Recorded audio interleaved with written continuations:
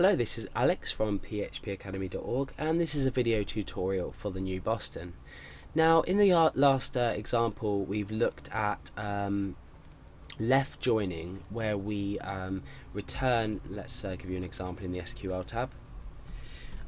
We have said left join pets on where people.id equals pets.peopleid. So if we click go, we're given a list of people on this hand side and the pets that relate to them on this hand side. So we've got two different tables: people, where we've got the ID, which is unique to each person, and we've got pets, where we're ignoring the ID for now, but people ID is 1 for Alex and 2 for Dale. So we're just displaying this information.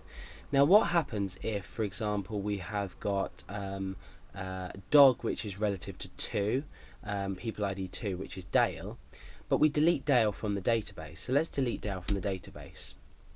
Let's go ahead and run this query again and click go.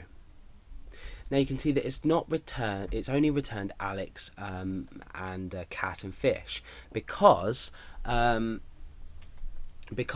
Dale now doesn't exist. Now what happens if we want to display data on the right hand side, even if the corresponding value on the left hand side doesn't exist? Now for this we use the right join. We've used left join, but if we change this to right join, what we're now doing is, even if this people ID doesn't exist, we're still displaying it because we're right joining. So let's click go and see what result we achieve. Okay, so we've got pet, cat, fish and dog. Dog still exists in the database in this table pets, but the owner does not exist now in people. So why is this useful? Why can we use this right join? Well, in this case it doesn't really make too much sense, unless we were saying, you know, the dog is now, I don't know, homeless and it's been abandoned. The user no longer exists. So it could be a pet owner's website, for example. This user might unregister, unregister, so they might delete their account, and now dog is left homeless. So that's just an example, a silly example, but I'm sure you can understand where this is going. So for if we want to represent the data on the left, even if it doesn't have a value on the right, we use the left join.